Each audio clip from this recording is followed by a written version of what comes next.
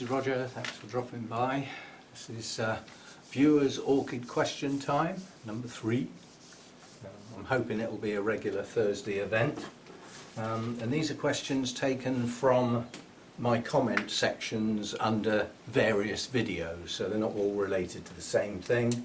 And if you want to get in on the questions and answers, you just need to leave a question under one of my videos. As I say, it doesn't even have to be related to the video that it's under, it's just a place to be able to put your questions, if you see what I mean.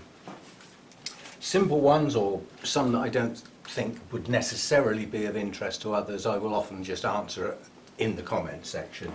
But ones that I think that will be generally of interest or need a more in-depth type answer, I'll do in this format. Okay, so let's get going then. And I'll apologise up front for pronouncing people's names wrong, but obviously I'm UK, so I speak English and I speak nothing else. Well, I speak gibberish, but not very often. Very well though. Right, first question is from Anita. I'm going to say Helm, but it's H-J-E-L-M. In my language, you don't get an H and a J together, followed by a vowel. So I hope I've managed to get that somewhere near it. After some ideas for orchids that bloom more than once a year. Obviously this would be dependent on your environment as well. But there are some orchids that come round to blooming more frequently than annual. Some of the oncidiums will do that. It's just literally a matter of, like twinkles will do that. They can take like 8 or 9 months to mature a pseudobulb and come into bloom.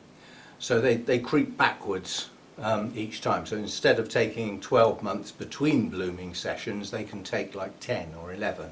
So you could class that as more than once a year. There are plenty of orchids that bloom anytime. They will just come and go as they see fit. A lot of the cool growers in the pleurophalids come into that category. Masdevallias, Restrepias, Draculas, and some of the others, which I haven't got any of. Those are the 3 types I've got. You've also got the possibility of plants that, strictly speaking, are annual. They just happen to have grown awkward. So like they've pushed up a couple of new growths, and then a couple of new growths are late by a couple of months. So you've now got different stages of growth on the same plant. They will come into bloom at different times. That's just the plant acting a little abnormal, not necessarily more than once a year. Most of the dendrobiums are once a year. Some of them are once a year on a regular basis, but will have a secondary flush. My come on brain, Hercoglossum does that. It'll have its spring flush where it'll do a mass blooming, and a couple of months later it'll throw a few more out, just like a trickle later. So yeah, more than once a year. Some Cattleyas are so vigorous they come into bloom faster than annual, so they can be in bloom more than once a year. So I'm just going around. Tolumnias, they can come into bloom more than once a year. It just depends how fast the new growths mature. Yeah, plant that's growing really vigorously will mature growths at any time, and several at once or several staggered, so they can come into bloom more than once a year. Most Cattleya types are once a year. Things like Coelogenes tend to be once a year. Most of the things that are once a year are seasonal. They do have a specific time of year that they come into bloom. What else have I got that might bloom more than once a year? I think that's about it in here. Yeah, but yeah, it's all geared up to how fast the parts of the plant mature. Yeah, most of them, generally speaking, are annual if they are a seasonal plant. But there are lots of plants that are non-seasonal. They come from an environment where the seasons aren't really there, so they can come into bloom any time. Those types don't tend to have a mass blooming though, because they haven't got that seasonal trigger. Yeah. So, right, that's that one. Right, Joanne Taylor wants to know, what are all these spots on the leaves? Well, if you find out, let me know. They come in various guises. They are effectively if you exclude the possibility of water spots in sunlight, which can have like a magnifying glass effect, which can cause cell damage. If you exclude water on the leaves, then basically you're talking about a fungus. And it will come and go in various guises. Oncidiums are martyrs to it. Let me just find one. I bet if I pick the nearest one up, it hasn't got any. It's bound to have some, isn't it? No. Typical. Right, let's find another one then. Come on. Ah, here's one. Ugh. Ugh. Now, this is a poor quality Sherry baby that got far too much light last year and paled all the leaves. But this is what, do you know, I'm doing it again. I'm showing my plant to the fan, or to the wall. Let's talk to the camera, shall we? This is what we're on about. Spotty leaves, yeah? As I said, they come in various guises. It is effectively a fungus. So there's a fungal set of spores on the leaves, yeah, that gets a hold, yeah. It will, let's get that out of the way, it will come on cactuses, it'll come on cattleyas as well, in various guises. It can come on dendrobium leaves as well, but it looks different on different plants. This is a typical oncidium. Now this has got some spotty leaves, but it's got spotty leaves on leaves that are about to go yellow and die. They're the old ones down here. So these type, yeah? Those leaves aren't long for this plant, they're going to come off. So they're in a weakened state anyway. Most of the other leaves are a reasonable green, and this one's just bursting into life at the moment. There's new growths coming out all over the place. They're in their infancy. They're just sort of like that, just tiny little growths. But yeah, oncidiums are martyrs to the old spotty leaves. If you don't like it and you want to stop it, then you need a fungicide. And to stop that, it doesn't need to be systemic. Yeah, it just doesn't. It can be if you want. But a systemic, endearingly, is for dealing with things that are on the plant and possibly in it as well. Yeah? But a non-systemic will get rid of that. But if you want to keep it at bay, you will have to have some sort of regular spraying program with a suitable fungicide. And I always say with regular spraying of any kind, try not to use the same one over and over again. So try and have at least two and alternate or something like that. A lot of the things that deal with rose spot or black spot on roses, that's the type of fungicide that will deal with that. Yeah? Just watch your dosage though. Something that's geared up to being suitable for outdoor plants might need to be toned down a bit for orchids. Yeah. Where are we? Spots on leaves. Effectively it's a fungus, and on a weakened plant it can get quite a bad hold and turn the whole leaf black. Yeah? So it is better prevented rather than cured. Right, Karen Gaston asked about two types of Aerangis that she was having trouble finding information about. Tried to get hold of the book that I've got, and it's out of print. You just need to look around for a second-hand one on eBay or something like that. You might be lucky, you never know. But Aerangis citrata, I'll get there in a minute, and a very strange one I've never heard of, which is hyaloides. Hyaloides. They are both Madagascan, so non-mainland Africa, Madagascar only, endemic, I think it's called. And they both have so similar culture as to be treated the same, quite honestly. The difference is negligible. They both grow quite low down in very humid evergreen forests. You don't find much more information than that, but you've got to run with the logic. Right, it's an evergreen forest, so it ain't going to get cold, is it? If it got cold, you'd have some deciduous trees that couldn't cope with the cold. They wouldn't be able to support their leaf mass, yeah? So if it's evergreen, it's going to stay pretty warm. If they grow quite low down, they ain't going to get much light. So they're shadier types, they're not bright light orchids. And the humidity I've found with the Aerangis is imperative.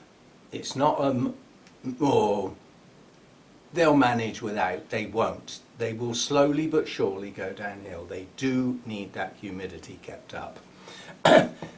Both of those can be grown in pots, something like fine bark, yeah?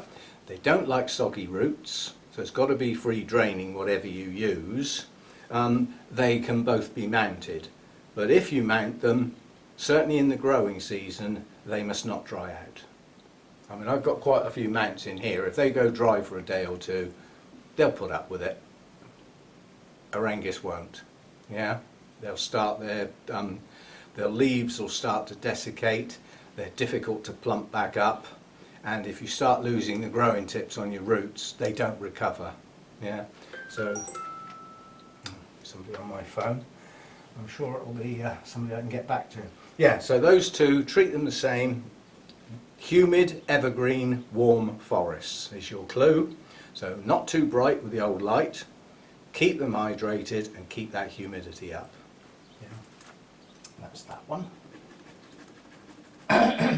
Most Aerangis come into that category actually, but some do grow higher up. There are a couple that are only ever found on certain trees. There are a couple that have never been found except on bare bark. So they're never growing in amongst moss or other plants. They're always on a bare trunk or a bare branch. So they do vary slightly. Right. Claudia Poz asked about humidity levels. Difficult because it depends what you're growing straight away. I mean, you've got some plants that are not that fussed with humidity levels. You've got some plants it's critical. Yeah? If it drops down too much, the plant will definitely go downhill, and others will put up with it. I would suggest the minimum humidity you can get away with, except for a few exceptions, is 60%. Now there's a relationship, and I meant to look that up again because I've forgotten what it is. But if you've got a set, say you had something like 15 degrees at, I think it's 7 degrees,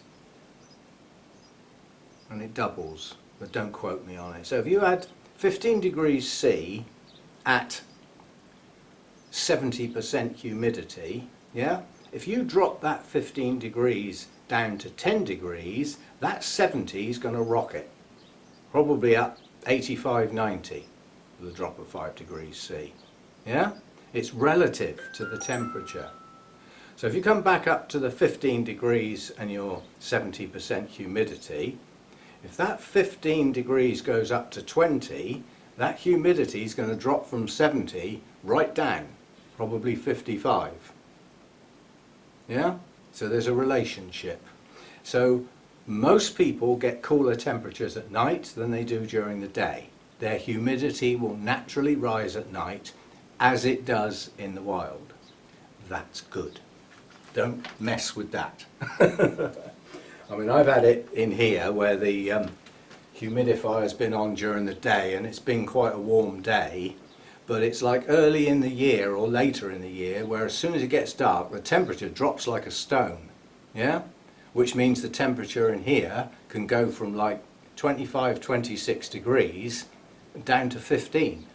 The humidity will go from 70% to 100 and everything will be dripping wet, which is not ideal. We don't want water everywhere. So it's a relative thing. Now in the home it's difficult to keep the humidity high unless you've got specialised places, like enclosed places like terrariums or something. But it's difficult because if you said, right, I want to grow Masdevallias Draculus, things like that in my house, okay, you need minimum of 70% humidity and preferably 75 to 80. You're going to start getting black dots on your wallpaper. You're going to start getting algae growing on your curtains and on your carpets. And the other humans in the house are probably not going to put up with it, even if you don't. I can't see it. I'm not worried because it's my orchids that are important. So the other humans are going to get very objectionable about it.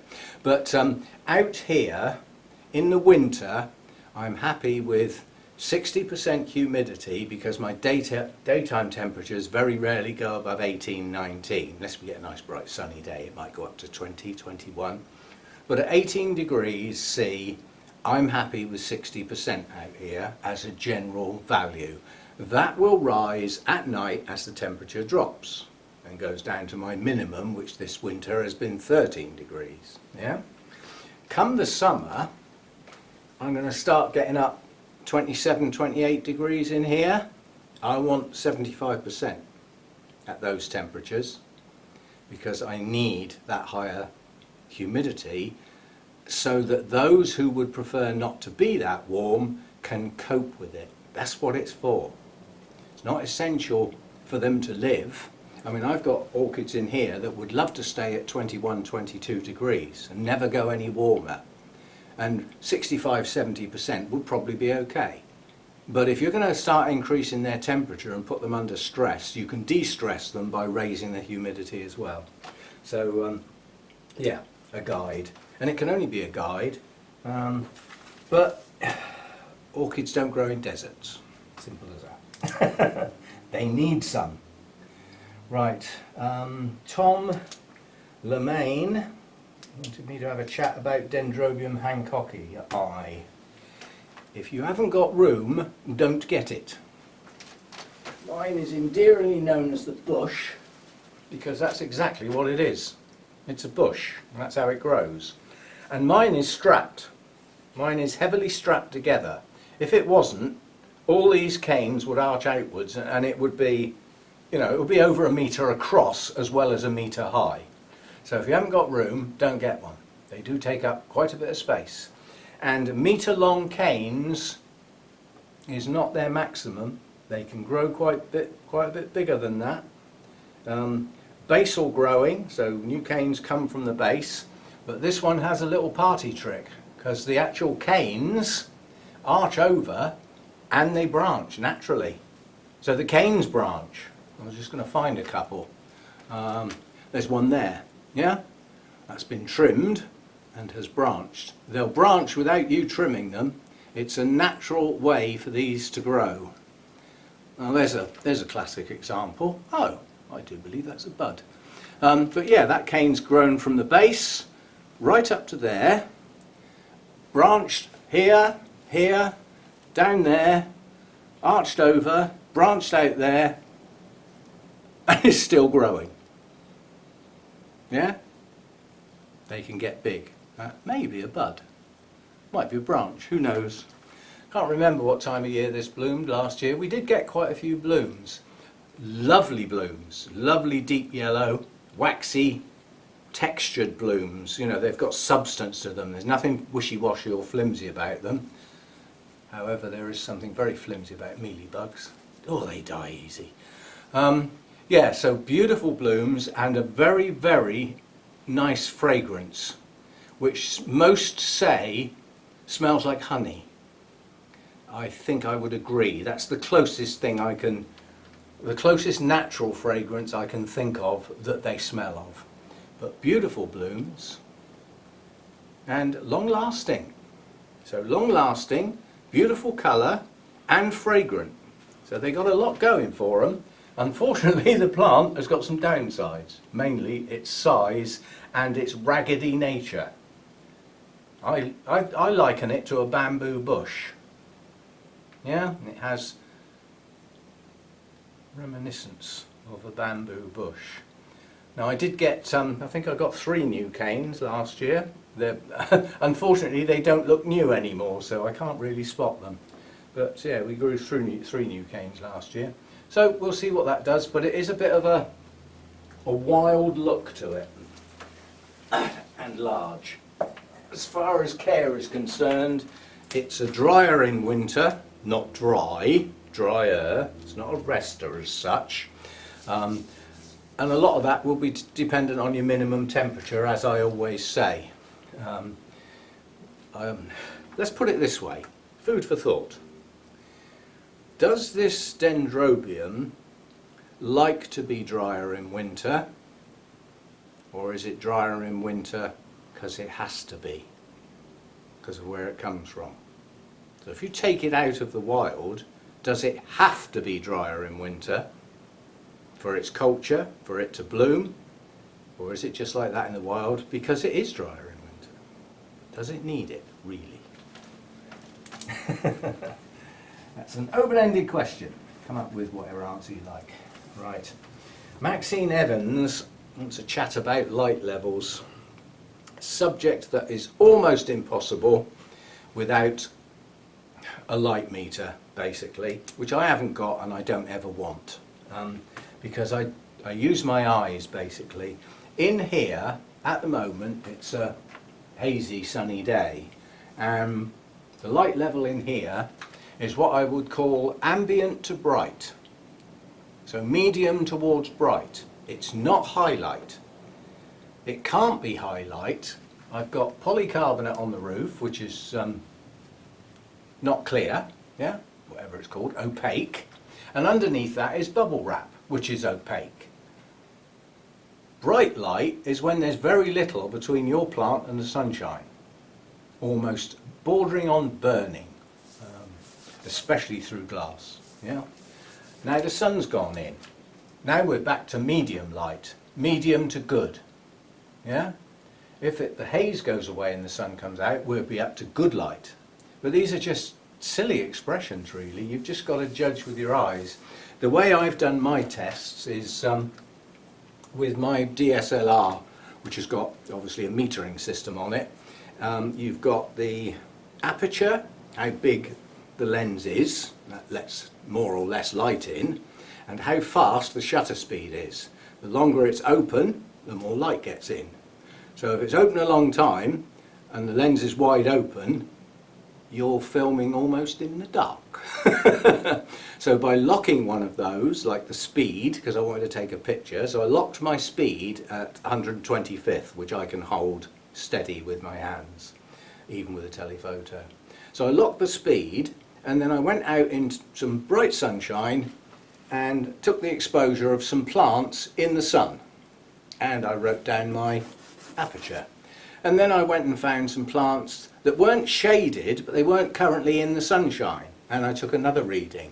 And then I found some plants that were shaded. They were in underneath other things, so what I would call heavier shade, and took a reading. And then I came in here with the camera and just had a look round to see what I had. And nowhere in here was it as bright as those plants outside in the sunshine. But there were places in here where it was as bright as those plants that weren't shaded but weren't in the sun. And that's about right.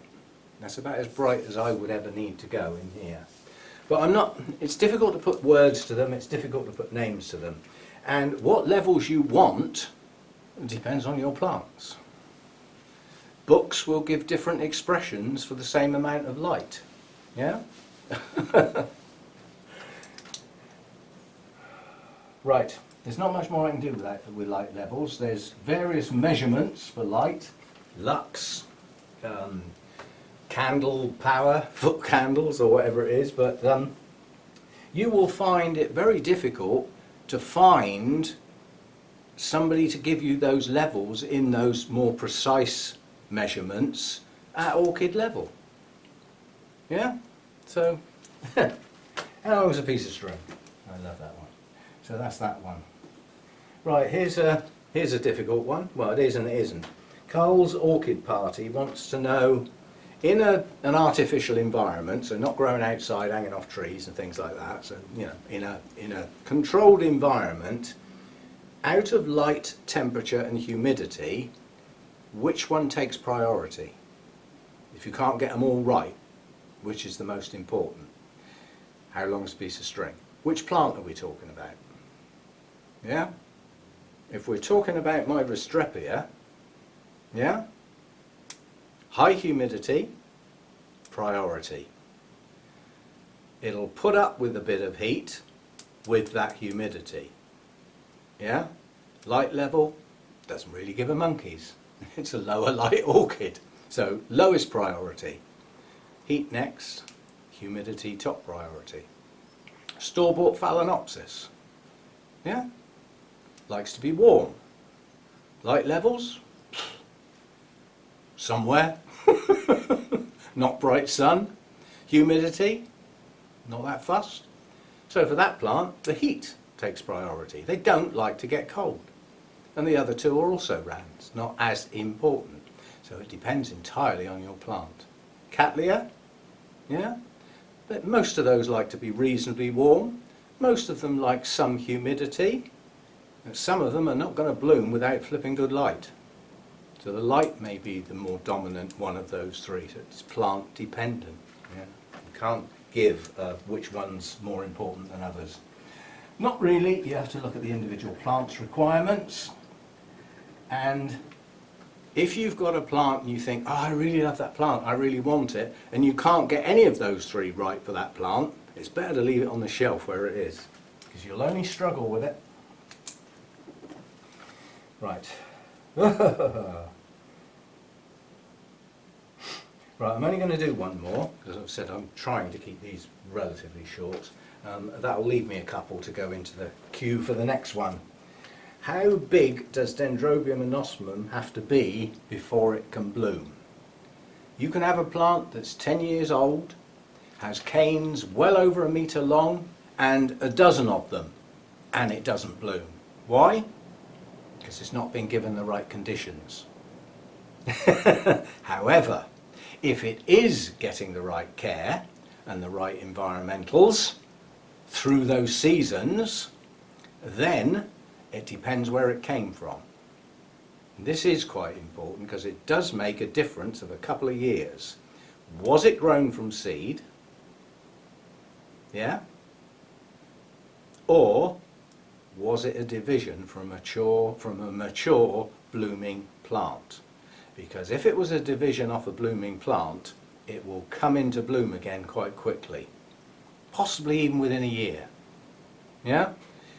If it was grown from seed, it's going to have to go through its full life cycle and get to blooming size, which with some dendrobiums can be 5 or 6 years. So it can take quite a long time.